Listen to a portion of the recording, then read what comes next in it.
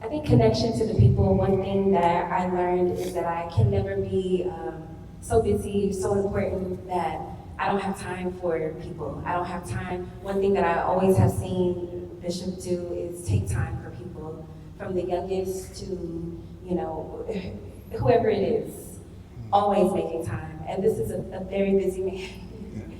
But the way that he still stops and makes everyone feel important and feel seen and actually listens and takes that moment. You never know what someone is going through. You never know what someone has left at home to be where they are right now.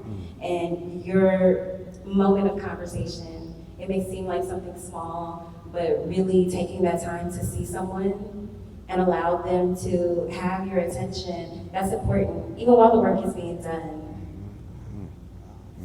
This is for Bishop. Bishop Dixon, I think it was earlier this year, I was at the Herman Park Golf Course, and I was walking by the clubhouse. There was some type of Black History golf event that was happening. And they had these big displays. One was about the forward times, y'all know Houston forward times, but the other was about the community of faith. I had never known the history. Like, I'm reading it and then I see your name and I'm like, oh, okay. So from that, I will ask, what lessons from your years of ministry and organizing feel more relevant than ever right now? Wow, that's a huge question. Let me give you the shortest answer that I can. I think we need to learn from the past in order to reassess how we approach our future. I think that we have overlooked some great stuff, right? You mentioned our church. Our church is 152 years old coming up on, right? Founded in 1873. And the organizer of our church was Reverend Jack Yates. You've never hear him referred to as Reverend Jack Yates. Carl Davis is a Jack Yates. He lives and breathes it, right? But Reverend Jack Yates, quick story, was born into slavery in Gloucester County, Virginia. He was enslaved. Jack Yates learned to read from his white slave owner's son. He learned to write and do math from his slave owner's son.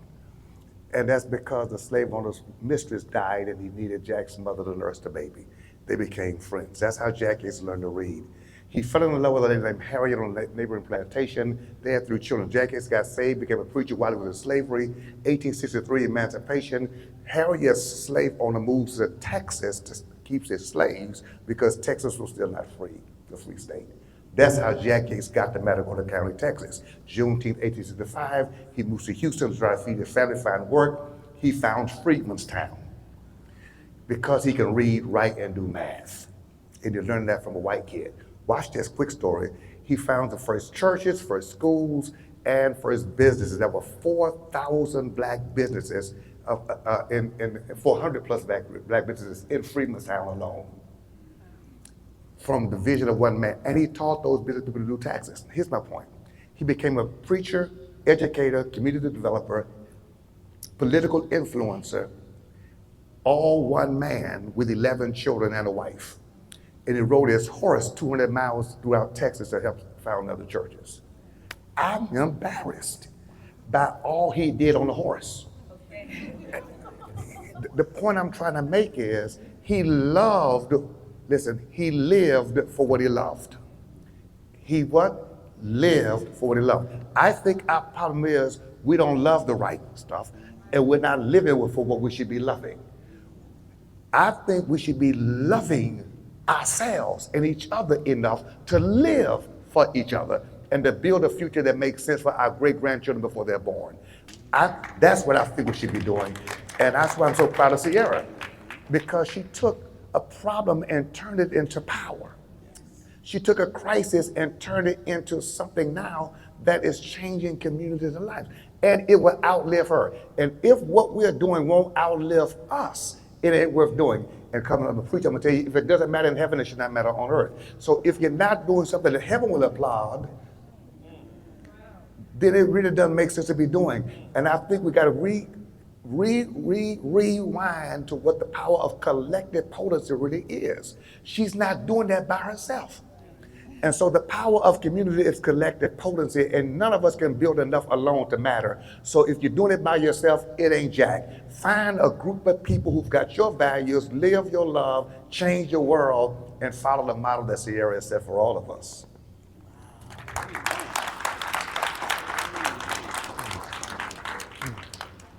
How has your family's legacy, this is for both of you, how has your family's legacy shaped the way that you lead and serve?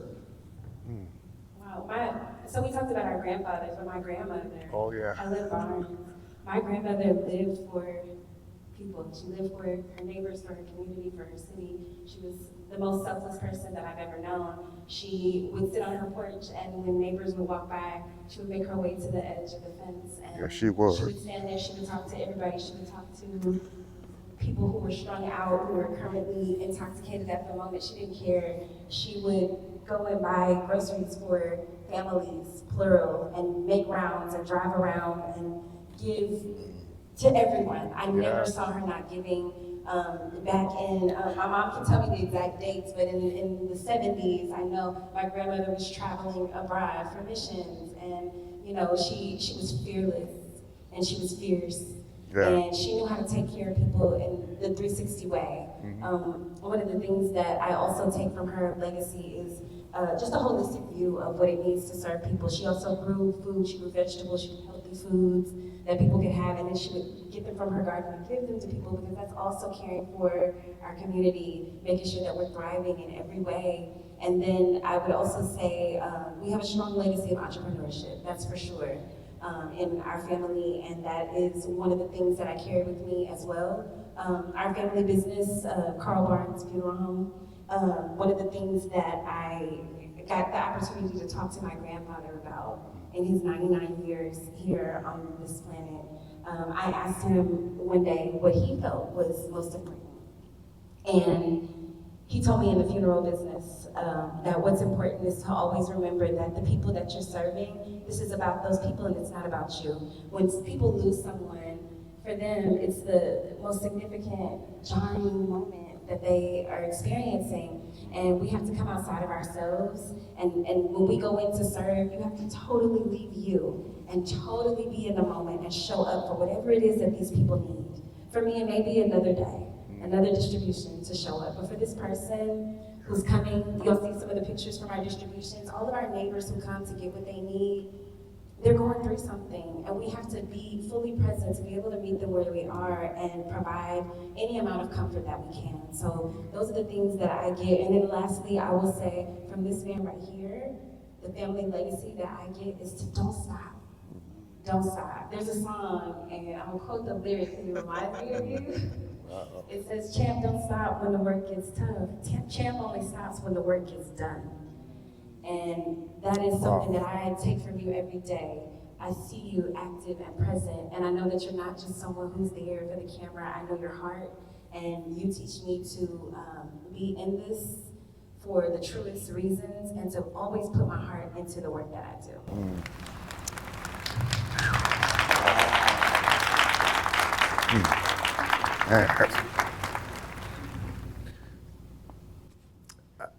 I think the best blessings God gives us are things we did not get to ask Him for. When you think about who your grandparents were, you didn't ask God for grandparents who loved Jesus, who loved God, and loved people. God just gave that to you, right? How many of you got some people in your background that you didn't ask God for, but you're glad you had them? Like you didn't choose your mother or your father, God did that. And I think often, Darrell, about this legacy that we just woke up to. My father's father was our pastor for 50 years. And he was such an admired, respected man, C.D. Dixon. And we had a wino, we called him winos back in the day. That was the neighborhood guy that was always drunk, right? But we had to call him Mr. A.D. Like, our parents would not allow us to call him wino. He was Mr. A.D. And he would walk around the corner every day about the same time with a little bottle of scotch in his pocket, drinking, but he'd fall in the ditch, stumble. When he got close to my grandfather's house, he would button his little tweed coat, put his bottle away to say good evening to Mr. Reverend Dixon. And I saw my grandfather treating him with honor as a child. I saw that with my grandmother. That's the kind of family we come from on both sides. If I turned out to be a bum and nothing, I'd have to work hard to do it, because I have to undo the lessons that I learned from the people who lived before us in such a way. It wouldn't make sense. So I'm grateful for the legacy of service, the legacy of human compassion, and intentionality. Uh, I can just recount lessons from both sides like that. So I thank God for it. Serving people, my grandfather, making funeral arrangements. And then he would say, well, let me go get you some food. And he would go across the street, bring food from across the street that he cooked to give to the family. So the family he served last week at a funeral this Saturday, after he does 5 funerals, he's gonna take them some fish. I mean, that's the way he lived. And people matter. And it's not treating people like they are important. It's treating people because they are important. There's a difference. Some people can fake it because that's a customer. But if you really value humanity, no matter what they have or don't have. And so I wake up today to live to be the answer to someone's prayer, because that's what our parents and foreparents taught us to be. She mentioned entrepreneurship, absolutely that. But be a change agent. And my mother was a union steward for CWA for years. And I used to listen to my mother for hours on the telephone, because there was only a couple of phones in the house. And she would be arguing on other people's behalf for 3 or 4 hours. That's how I became an activist, because my mother was using her time as an activist for other people.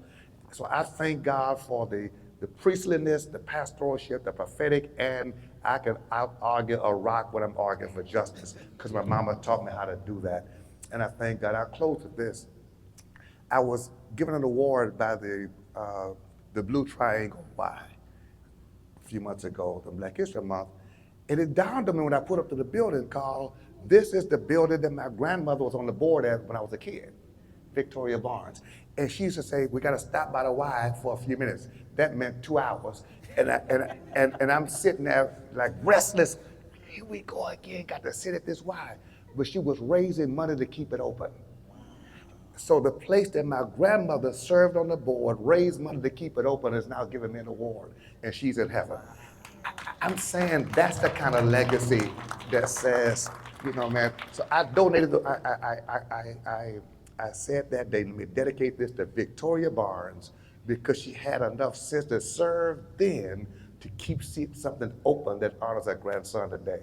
That's what legacy is all about.